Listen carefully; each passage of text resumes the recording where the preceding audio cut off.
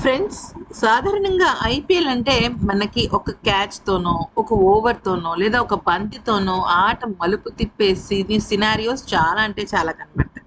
అయితే అలాంటి ఒక సిట్యుయేషన్ గూడా మనకి ఈ నిన్నటి మ్యాచ్‌లో తెలిసిందే.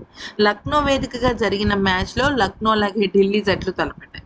అయితే ఆల్మోస్ట్ నిశంక, కేఎల్ రాహుల్, నితీష్ రాణా అలాగే అక్షర్ పటేల్ వీళ్ళందరూ కూడా ఒకళ్ళ తర్వాత ఒకళ్ళు, ఒకళ్ళ తర్వాత ఒకళ్ళు పెవిలియన్‌కి క్యూ కట్టారు. ఇక్కడ లక్నో జట్టు బౌలర్ల ధాటికి. ఇక ఆ సమయంలో లక్నోదే గెలుపనుకున్నారు. కానీ ఊహించని విధంగా రిజ్వీ ఇంపాక్ట్ ప్లేయర్‌గా బరిలోకి దిగి మొత్తం ఆటను మలుపు తిప్పాడు. ఒక్క మాటలో చెప్పాలి అంటే ఢిల్లీ జట్టుకి గెలుపుని గిఫ్ట్‌గా ఇచ్చాడు. అంతేకాకుండా ట్రిసప్ స్టబ్స్ అలాగే రిజ్వీ ఇద్దరు కూడా చాలా బాగా ఆడారు. 33 బంతుల్లోనే 51 పరుగుల భాగస్వామ్యాన్ని నెలకొల్పారు. అయితే ఇక ఈ మ్యాచ్ అనంతరం రిజ్వీ మాట్లాడుతూ ఏమన్నాడంటే, కోచెస్ నన్ను ఈ సీజన్‌లో నెంబర్ 4లో బ్యాట్ చేయమని బ్యాకప్ ఇచ్చారు. నేను సిట్యుయేషన్ ప్రకారం ఆడడానికి ప్రయత్నం చేశాను. ముద్దుగా పాజిటివ్‌గా ఆడాలని అనుకున్నాను. కానీ తర్వాత ఓవర్‌లోనే 2 వికెట్లు పడిపోయాయి. అప్పుడు సిట్యుయేషన్ పూర్తిగా మారిపోయింది.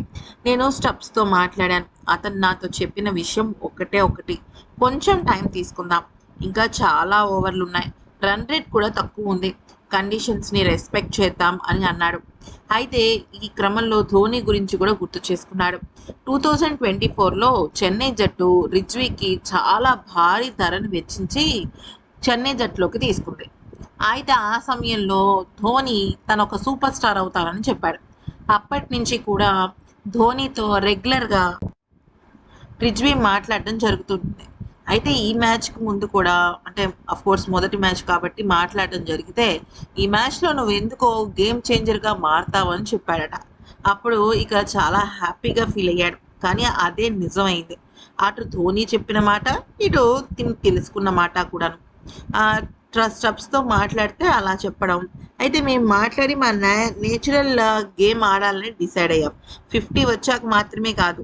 ఇంకా ప్రతి ఒక్క డెలివరీ వచ్చినప్పుడు అన్ని సమయాల్లో కూడా బంతిని పంపించాలి అనేదే మా ప్రధానమైన ప్లాన్ అంటూ రిజ్వీ చెప్పుకొచ్చాడు.